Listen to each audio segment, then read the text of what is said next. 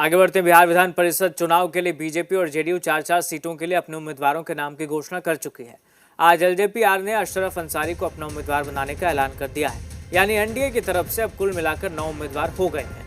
ऐसे में आरएलएम नेता और मंत्री दीपक प्रकाश का मामला पूरी तरह से फंस गया है। उनका विधान परिषद में पहुंचना काफी मुश्किल हो गया। हम आपको बता दें, विधान परिषद की 9 सीटों पर नियमित चुनाव होने, जबकि एक सीट पर उपचुनाव होना है। वर्तमान संख्या बल के लिहाज से एनडीए के 8 उम्मीदवारों का जीतना तय है। वहीं महागठबंधन का एक उम्मीदवार भी विधान परिषद में जा सकता है। वर्तमान समय में विधानसभा में एनडीए के पास JDU, BJP, LJPR, Hindustani Awam Morcha और आरएलएम को मिलाकर 202 विधायक हैं। इस संख्या के आधार पर एनडीए आसानी से 8 सीटें जीत सकता है। दूसरी तरफ महागठबंधन के पास RJD, Congress, CPI, ML, CPM और अन्य सहयोगी दलों को मिलाकर 35 से ज़्यादा विधायक हैं। इसके अलावा एआईएमआईएम और बीएसपी के विधायक भी विपक्षी खेमे में हैं। तो कुल मिलाकर विपक्ष के पास लगभग 41 विधायक हैं, जो एक सीट जीतने के लिए पर्याप्त है। एनडीए के पास 8 सीट जीतने के बाद केवल 2 अतिरिक्त वोट बचेंगे, जबकि विपक्ष के पास करीब 16 वोट बचेंगे। इन अतिरिक्त वोटों के आधार पर कोई भी पक्ष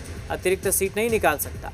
यदि किसी दल ने रणनीतिक तौर पर 10वां उम्मीदवार उतार दिया या कहीं क्रॉस वोटिंग हुई तो मुकाबला दिलचस्प हो सकता है और दूसरी वरीयता के वोट समीकरण बदल सकते हैं। साफ है कि अंकगणित के लिहाज से दीपक प्रकाश पूरी तरह से फंस गए हैं। अगर वो उम्मीदवार बनाए जाते हैं तो जीत पर संशय रहेगा। वैसे दीपक प्रकाश का एमएलसी बनना जरूरी है, क्योंकि वो अभी किसी भी सदन के सदस्य नहीं है और फिर भी सीएम सम्राट चौधरी की सरकार में वो मंत्री हैं।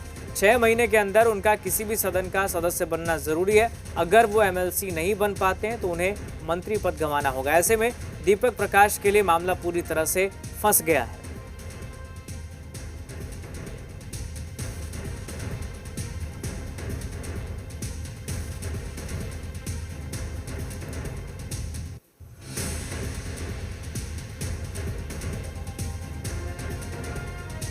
बिहार विधान परिषद का चुनाव बेहद दिलचस्प हो गया। 9 सीटों पर नियमित और एक सीट पर उपचुनाव होगा। नियमित चुनाव में एनडीए के 8 उम्मीदवारों की जीत तय है। एक सीट पर उपचुनाव में भी एनडीए की जीत तय। सीटों के लिहाज से एक सीट पर महागठबंधन की जीत भी तय है। एनडीए ने 8 नियमित और एक उपचुनाव के लिए उम्मीदवार उतारा है। बीजेपी और जेडीयू ने 4 उम्मीदवारों का ऐलान किया है। एलजेपीआर ने एक सीट पर उम्मीदवार उतारा है। अब मंत्री दीपक प्रकाश के लिए गणित मुश्किल हो गया है और मामला फंसता नजर आ रहा है।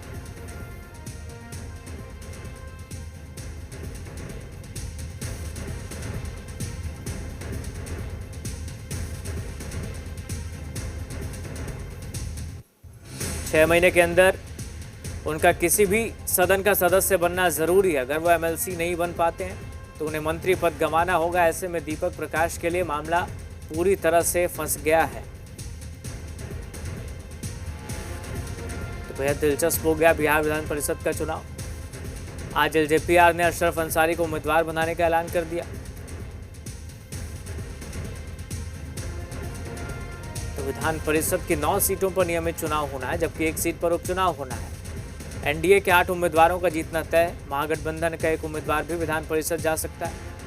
क्योंकि वर्तमान स्थिति की बात करें तो विधानसभा में एनडीए के पास JDU, BJP, LJPR, Hindustani Awam Morcha और आरएलएम को मिलाकर 202 विधायक हैं।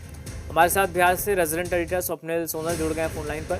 स्वप्निल जी, बहुत दिलचस्प हो गया है बिहार विधान परिषद का चुनाव। एलजेपीआर ने भी उम्मीदवार आज उतार दिया, तो ऐसे में अब दीपक प्रकाश के लिए कैसे मुश्किलें बढ़ गई है और क्या गणित है, जरा बताएं। कि 4 ऑलरेडी भारतीय जनता पार्टी ने अनाउंस कर दिया, 3 जेडीयू की तरफ से अनाउंस हुआ, 7 एक लोजपा रामविलास जो है उसकी तरफ से अशरफ अंसारी कर दिया गया, 8 हो गई सीटें। एक 25 विधायक इज इक्वल टू 1 सीट का फॉर्मूला होता है। तो 25 विधायक ऑलरेडी विपक्ष के पास 37 के आसपास आंकड़ा है, 41 है, लेकिन उसमें 1-2 एब्सकॉन्डिंग है तो 37 के आसपास आता है। तो 25 इज इक्वल टू 1 है, तो जो आखिरी सीट है उस पर विपक्ष की सीट मान ली जाएगी वो। तो ऐसी स्थिति में दीपक प्रकाश फंस गए हैं। दीपक प्रकाश को कहीं ना कहीं इसके पीछे बहुत बड़ी कहानी है राहुल। वो मैं कहानी बताता हूँ, इंटरनल कहानी इसके पीछे ये है कि कहीं ना कहीं ये कहा गया था, जब भी उपेंद्र कुशवाहा को जब सीटों का बंटवारा हो रहा था तब भी कहा गया था कि आप विलय कर लीजिए भारतीय जनता पार्टी में, लेकिन उस समय भी वो तैयार नहीं हुए। जब राज्यसभा भेजा जा रहा था उपेंद्र कुशवाहा को तब भी कहा गया था भारतीय जनता पार्टी में विलय कर लीजिए, तब भी वो बात नहीं बनी। अभी जब दीपक प्रकाश को मंत्री बनाया जा रहा था तब भी ये कहा जा रहा था कि आप विलय कर लो भारतीय जनता पार्टी में, तब भी ये बात नहीं बनी। तो कहीं ना कहीं लगातार बैक टू बैक बात नहीं बन रही है, जिसका खामियाजा हुआ है। आप समझिए इस बात को कि जब 4, 3 और 1 सीटें निकल गई हैं, 4 भारतीय जनता पार्टी अनाउंस कर चुकी है, 3 जेडीयू कर चुकी है, 1 लोजपा कर चुकी है, तो 8 सीट का कॉम्बिनेशन अगर फिक्स हो गया है, 9वीं सीट विपक्ष की मानी जा रही है, तो ऐसी स्थिति में कहीं ना कहीं सीधे तौर पर दीपक प्रकाश फंस गए। और दीपक प्रकाश के फंसने का मतलब है कि इनको एक समय के बाद मंत्री पद से भी इस्तीफा देना पड़ेगा। अब ये देखना बड़ा महत्वपूर्ण होगा कि दीपक प्रकाश को कैसे एकोमोडेट किया जाता है, क्योंकि अब कोई फॉर्मूला समझ नहीं आ रहा होगा उपेंद्र कुशवाहा को भी, क्योंकि नाम अनाउंस हो चुका है। नाम अनाउंस होने के बाद या तो किसी को विड्रॉ करते हैं या जो आखिरी सीट है उस पर जाके फाइट करते हैं। तो ये बहुत महत्वपूर्ण हो गया और दिलचस्प हो गई ये लड़ाई, क्योंकि दीपक प्रकाश के लिए अब बहुत ज्यादा ऑप्शन बचा नहीं है एक्सेप्ट कि वो फाइट में जाएं। तो अब देखिए भारतीय जनता पार्टी और एनडीए की तरफ से क्या तय किया जाता है, लेकिन फिलहाल उपेंद्र कुशवाहा और उनके बेटे राजनीतिक तौर पर फंसते हुए नजर आ रहे हैं। चलिए ठीक है, शुक्रिया आपका फिलहाल तमाम जानकारी के लिए।